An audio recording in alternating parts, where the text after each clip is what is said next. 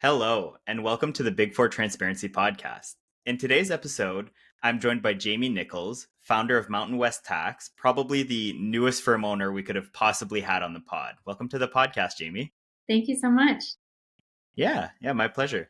So to start things off and kind of introduce you a little bit, um, you're quite large on Twitter as at Mountain West Tax, I believe, and I think that's where I had seen you, and you were tweeting about your journey of leaving your job, and you just kind of tweeted out like, "This is it. I'm starting my firm," and there was a ton of uptake on that. And I thought it'd be really interesting to have you on the pod because your firm is now like 3 months old or something, and you just got past your first deadline March 15th. So I'm curious to hear how are things going with all of that. Thank you. Yeah, things are going really well. About 3 months in, and I have about 44 clients so far. Um, Wow.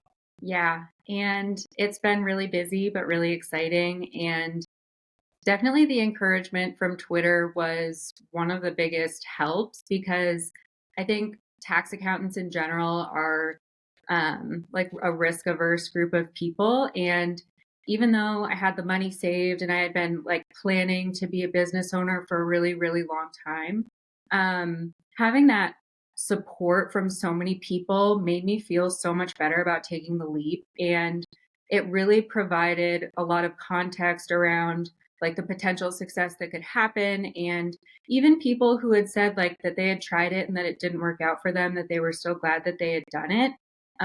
It's a really incredible platform in that regard. And I actually can't imagine how people started their own businesses before the internet because I don't know Hmm. that I would have ever like had the bravery to do this if I didn't have that support. I don't know. I mean, it's tough to say. Yeah. Yeah, no, I mean it's obviously a huge leap. And what I really like a little about your story is you kind of almost forced yourself to do that leap by tweeting about it. That's something that I'd be curious to hear about your mentality around. But basically, you tweeted out that you were starting your own firm before actually like putting any of that in motion, before actually like having left your old firm. Was that kind of like the means of just forcing yourself to kind of jump in and take that jump, or was it just kind of unfortunate timing, I guess? So I feel like I have to provide a little bit more context. I switched careers from finance to accounting about 6.5, 7 years ago. Hmm. And I was working at Wells Fargo, and I had a coworker who was getting his accounting degree. And I had always wanted to go into accounting. I tried to switch my major actually when I was an undergrad at the University of Florida. And I just had like a really grumpy guidance counselor that day. And he was like, you're going to have to add so much time and it's going to be really difficult. And I didn't end up doing it because he convinced me that I shouldn't do it. So anyway, long story short, I worked full time while getting my master's in accounting because I had worked in a bunch of corporate jobs and never really found anything that I wanted to do. And I felt like the only thing that I really wanted was to be my own boss. And I wanted to figure out a way that I could like help people and do what I was good at, which has always been more like numbers and finance and things like that. And I felt like there was a path to business ownership with accounting. And I didn't really know what that was going to be. So my husband and I actually moved to San Francisco and I worked there when I was getting my master's degree. And then we moved back to Denver in 2019. And I got my first job at a public accounting firm in downtown Denver by lying that I loved tax. Nice. And I don't know, I had this, I didn't realize that I thought it would be really difficult to get a job in public accounting. I wasn't really sure of myself and I didn't think that like, I had any work experience, so I didn't know who would want to hire me. And I actually fell in love with it and found it to be really interesting and had some really great mentors who taught me so much more than I ever thought was like needed to be known for tax. And it was so much more difficult than I expected it to be. And that really drew me in about how much there is to know about the profession and how it's constantly changing. And my first tax season was 2020 and COVID. And I stayed working in the office the whole time as all those tax law changes were happening. Yeah. I'm really going on a tangent here, but I ended up working in four different firms in 4 years. Um, and people who follow me on Twitter know that, I really like to talk about the problems that exist in the tax professional um, community or profession. And Hmm. I think that I talk about it because I felt really alone in those first couple jobs. And I thought, like, we're providing so much value for these business owners, and all of the tax professionals are so unhappy. The admins are unhappy, the partners are unhappy, the tax staff are so unhappy. Like, I was just so confused because I had worked in all of these other industries and I had never seen like people who tripped themselves on purpose so much to make things so difficult for themselves. And I remember I would come home every day and say to my husband, like, I don't know what I'm doing. Like, I don't understand why the partners make themselves miserable. I don't understand why we're working 70 hours a week. Like, there were just so many parts of this profession that didn't make sense to me. Like, I couldn't understand why a tax staff would work 70 hours a week when they were making $50,000 a year and there wasn't like a huge jump up in salary ever expected. Um, it didn't make sense to me. So I found this like community on Twitter to try and learn about what was going on and like make sense of this profession that I had found myself in, kind of not necessarily by accident, but really my main goal had always been I want to own a business and I want to like work with small businesses, and this is what ended up Hmm. being the way that I could do that. And so I kind of lost the point of where I was going, but um I had always had this goal, and it's really hard, right, to learn tax accounting. And Yeah, so I kept absolutely. thinking that I would find this like Goldilocks firm where I could learn how to do it successfully and how to be happy and how to help clients and how to learn all of the technical tax things that I needed to know. And I thought, there's going to be someone who's figured this out, and all I need to do is just work for them, and I'll get paid, so I won't be like losing money necessarily. I mean, you end up working a lot for these firms and you don't make that much money, but it is a really good work experience. I think it is a fair trade.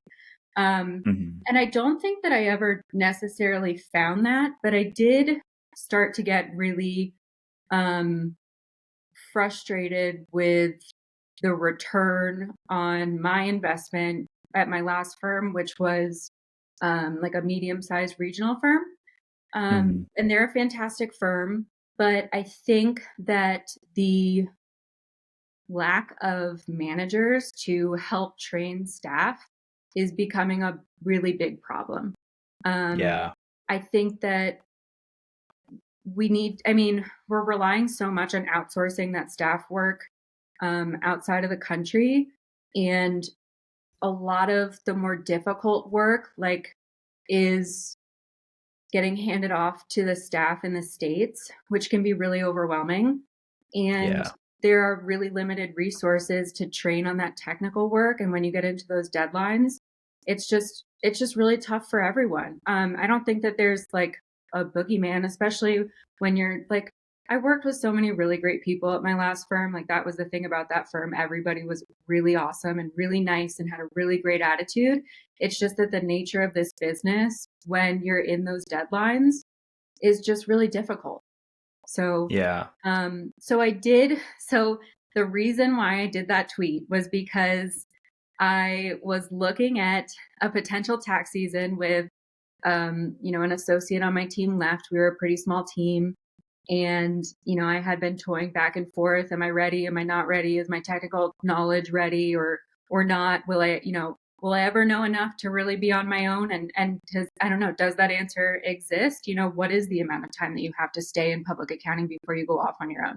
You see people on Hmm. Twitter who um, buy firms without ever working in tax, and they're doing fine. So, you know, Yeah. there are people who work in public accounting for 15 years and sometimes they still ask questions. So I think it's a really personal decision. And I just decided that maybe I wouldn't be, doing partnership allocations for large partnerships, and maybe I would keep my firm a little bit simpler with the clients and really only work on the types of clients that I was really comfortable with.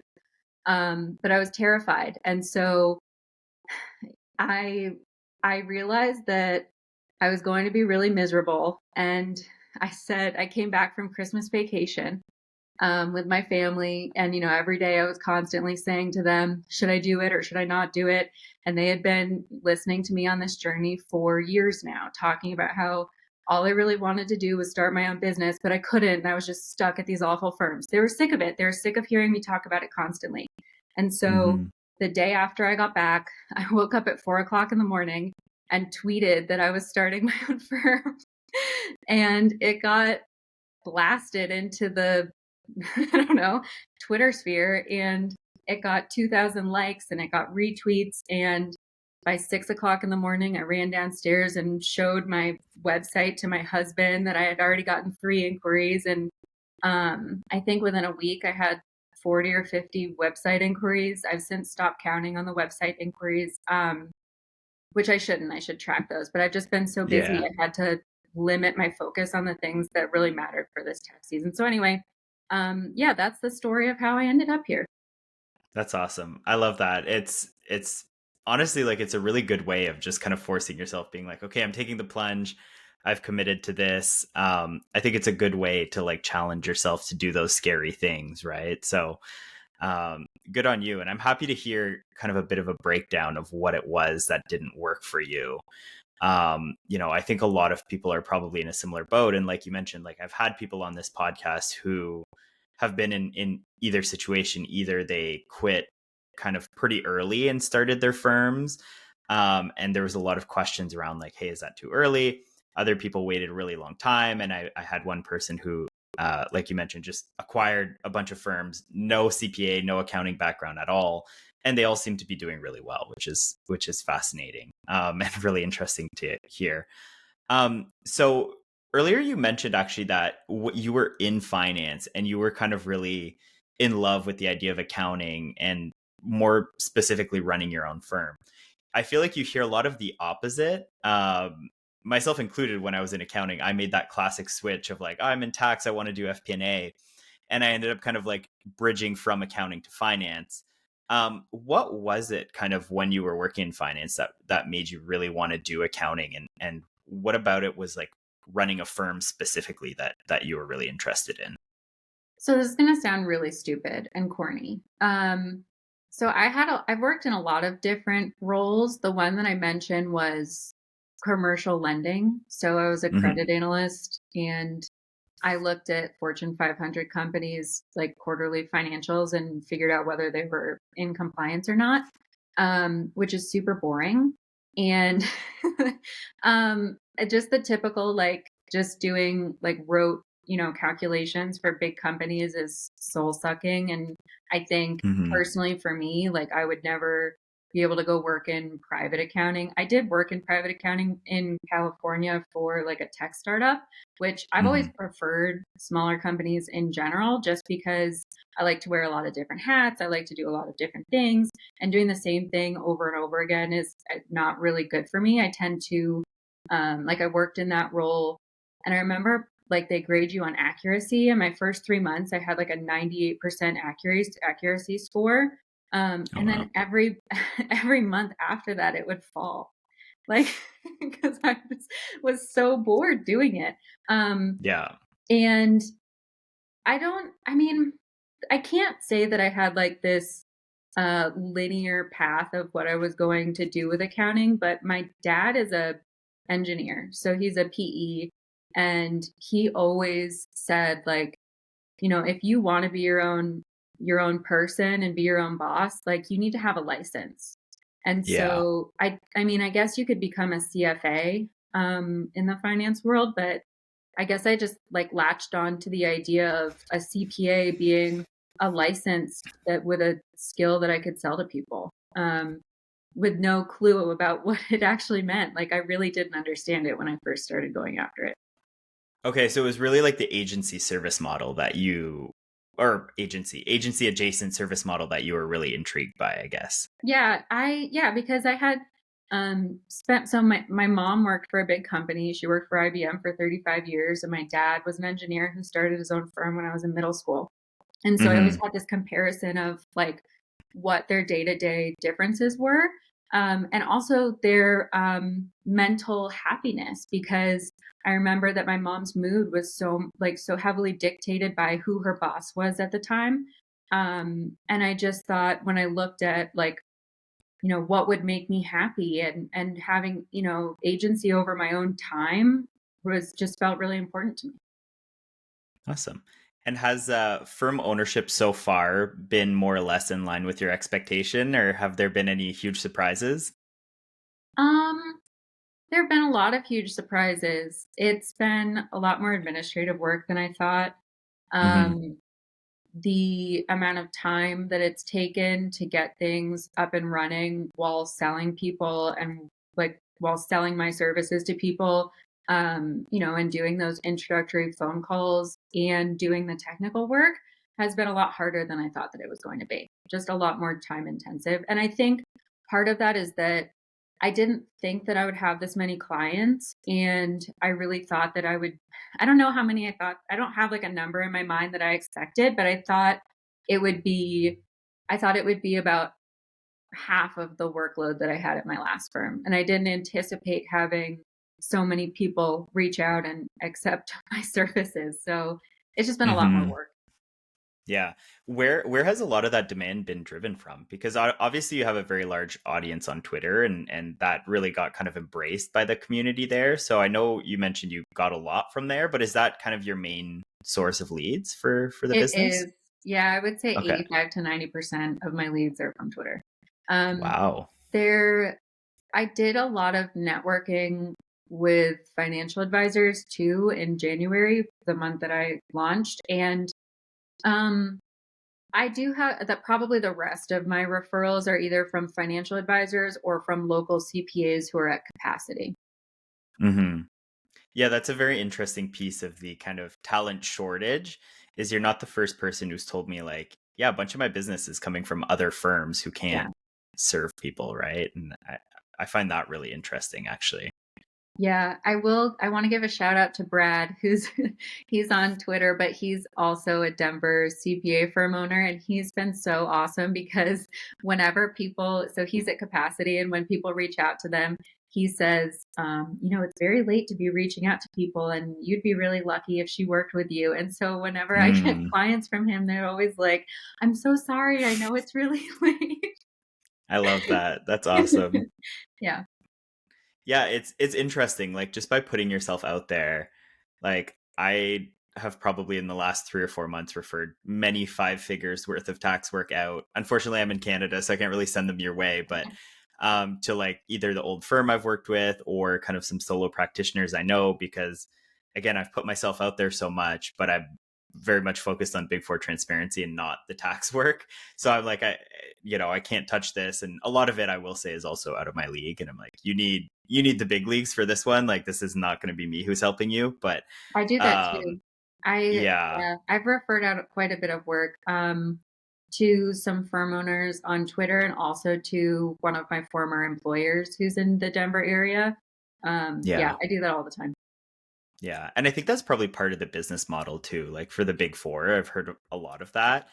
And when I left the big four firm, I technically had some like debts that I was supposed to repay for them covering the cost of my CPA exams. But because I left to like a client, they were like, oh, yeah, forget about all that. Don't worry about it. Right. Oh, nice. So, yeah, it's a very interesting kind of business model where they just trust that eventually that'll come back to them. And Yeah. honestly, it has.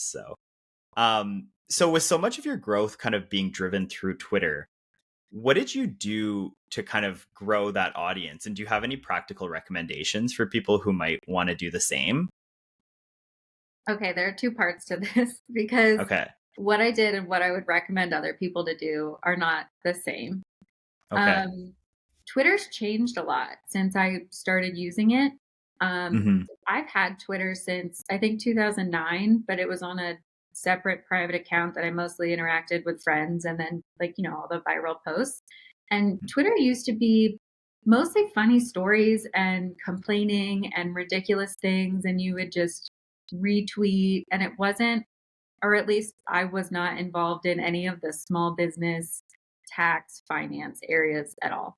And then in COVID at my first firm, I started, I don't remember what I guess I searched for taxes, trying to figure something out for some reason. And I found Hmm. Matt Foreman, actually, the tax attorney.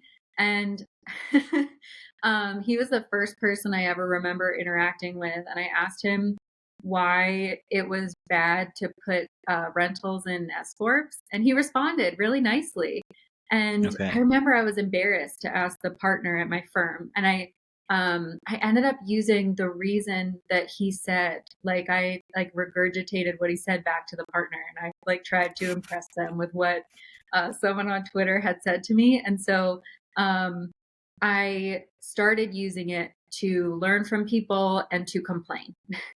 And Okay. the complaining part is what got me followers. And I started getting retweeted by big four tweets, Yeah, yeah. um, and, kind of just ridiculous, pithy little, like, this is the worst job ever type of stuff, Yeah. over and over again. And when everybody's miserable in the middle of tax season, things just get retweeted really heavily. And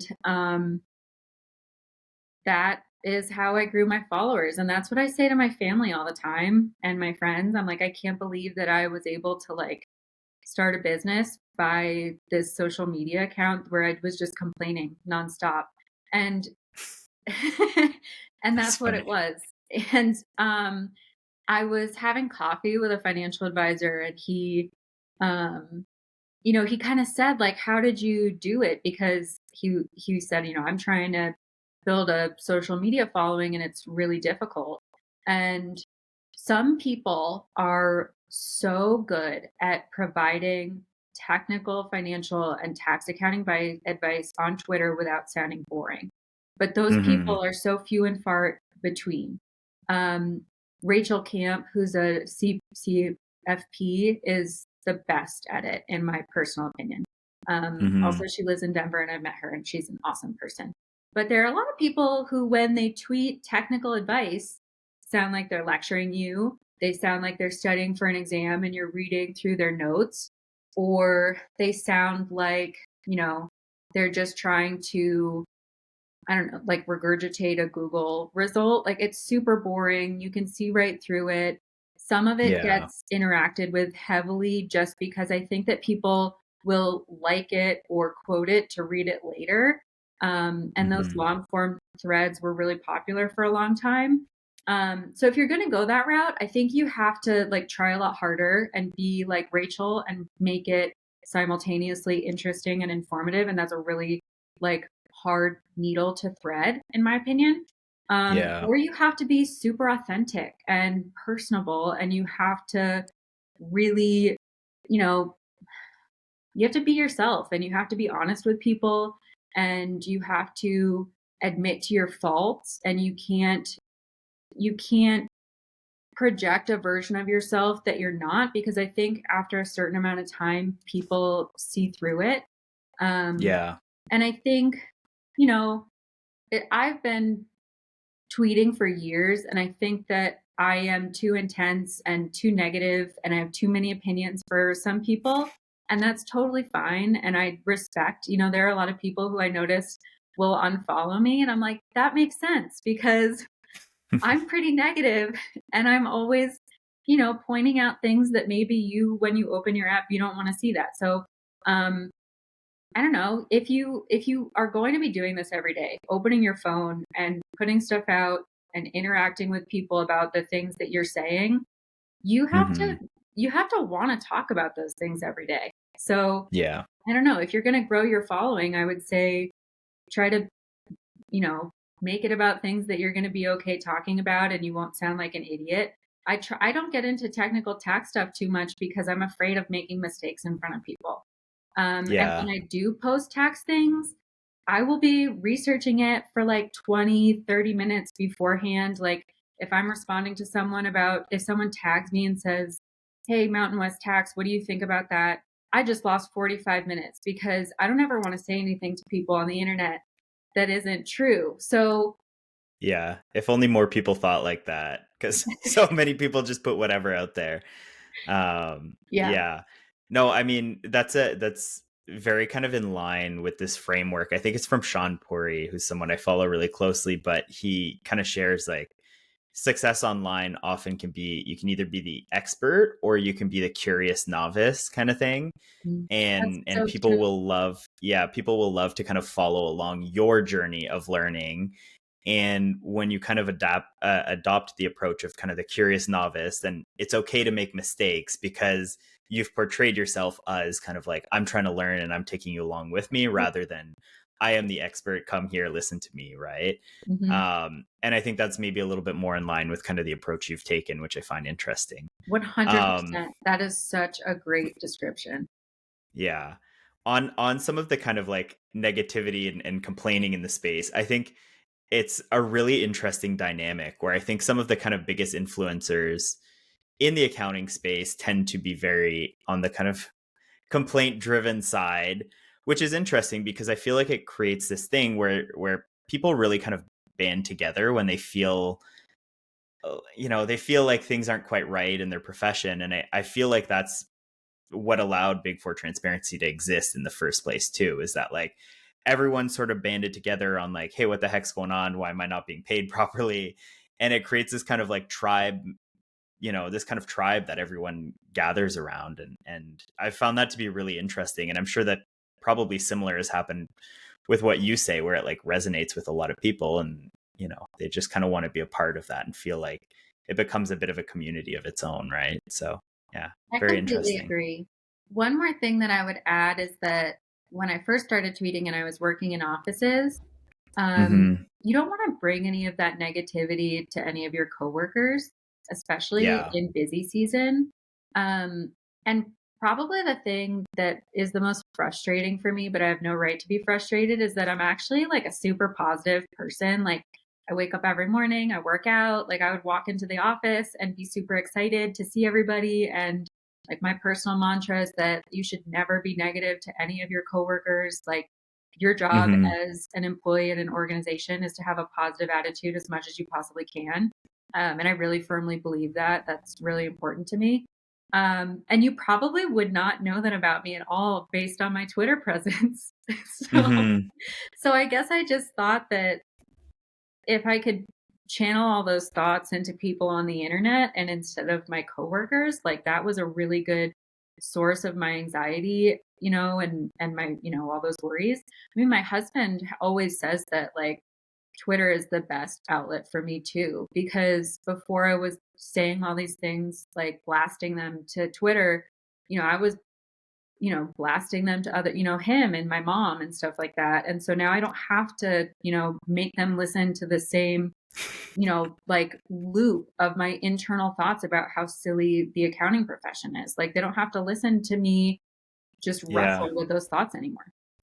Yeah. I think the positivity comes through a little bit in like your comments and like Okay. discussion. Like I've been following too. Don't worry. Like it's not like who is this miserable person? No, no, no. I think it does shine through quite a bit. Like, Okay. you'll raise a topic and then like in the replies be very, nice and pleasant. So Good. no Okay. worries on that front. Yeah.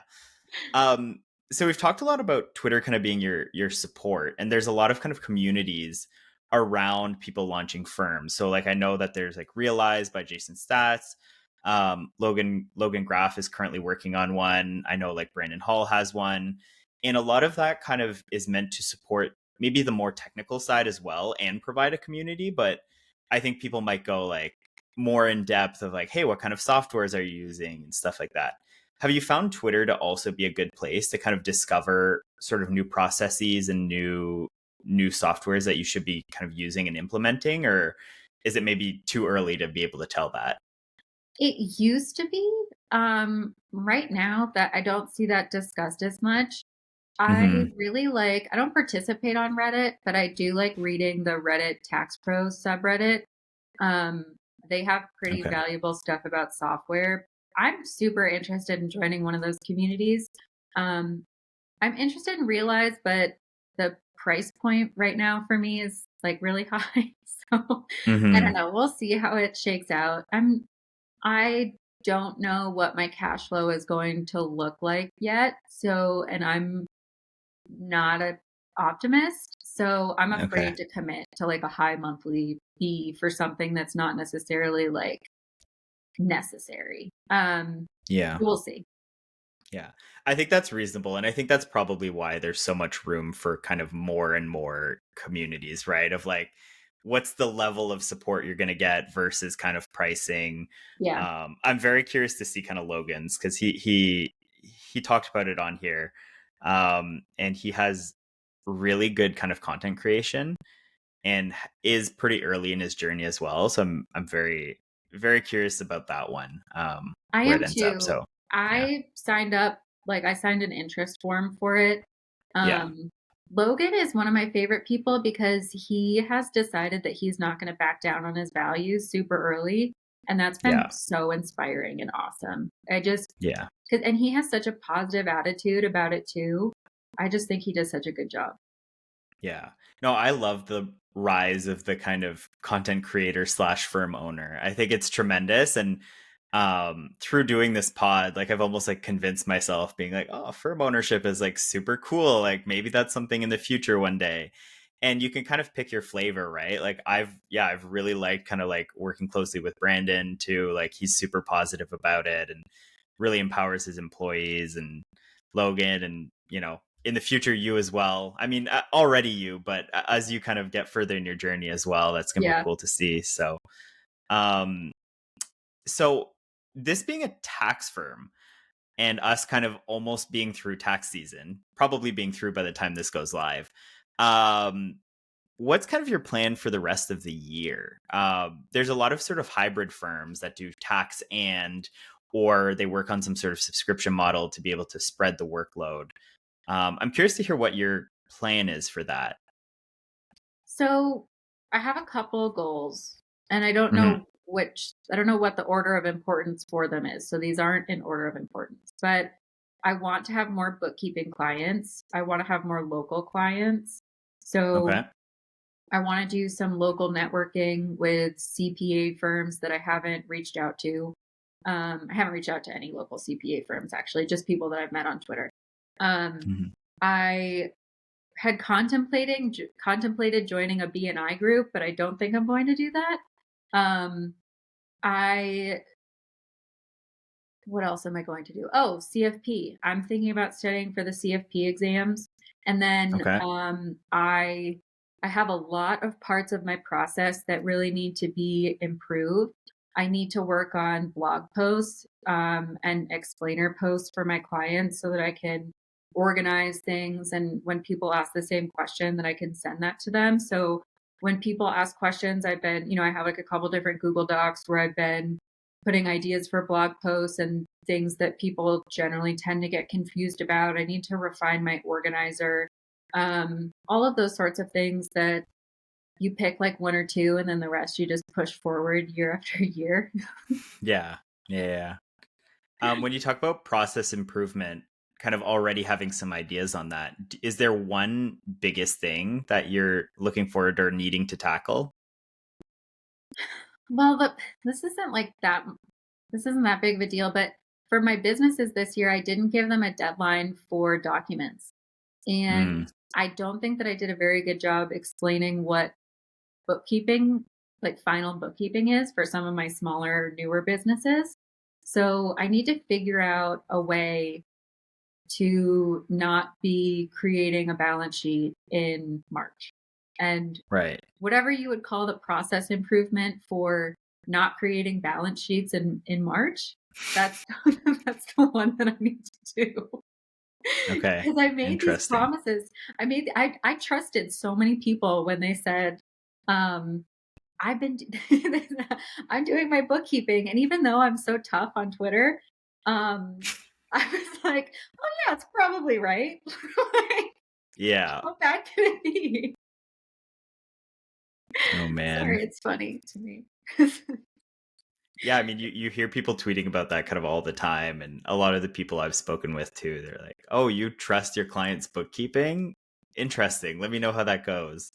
Yeah, Yeah. it seems like something that is a common pitfall. I had to Okay. extend a lot of people. So another thing is that I have quite a few extended returns, and I Yeah. have some big, like people who have a couple years of tax returns that I'm going to be working on. And I'm Hmm. also moving right after tax season, so that'll be, Wow. and then Okay. You're hopefully can get some busy. hiking. Yeah, I mean, I'm hoping to be able to take advantage of the fact that the thing that always really annoyed me about working in firms was that you still had to be in an office when there wasn't any work to do. That drove me nuts. Hmm. That actually was the worst part about public accounting for me because I never wanted to be there if there wasn't work to do. So I'm pretty excited to have some time to enjoy. Yeah. Yeah. Awesome. Well, congratulations. I'm very curious to kind of keep following your firm journey. I guess before I let you go, I have one question that I kind of ask every guest is if you were a young, I was going to say a young CPA, I guess if you were a young person who was thinking about entering the profession or just entering the profession, what would your advice be to kind of make the most of it?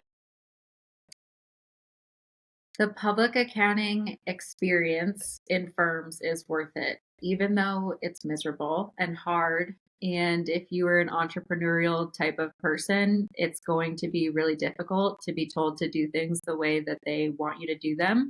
But they have a point, and it's worth learning their methods, even if you change them in the future. So I guess, yeah, speaking to the person who wants to be a firm owner, if they're wondering whether that time in public accounting is worth it, I would say it is absolutely worth it. Okay, awesome. Well, thank you very much for joining, Jaimie. I wish you all the luck with kind of the rest of the tax season and your move. And for anyone looking to get in touch, would Twitter be the best way? Yeah, Twitter or my website. Um, Okay, yeah, perfect. I'll make sure I link both in the podcast notes as well. Perfect. Well, thank you so much, Jaimie. thank you.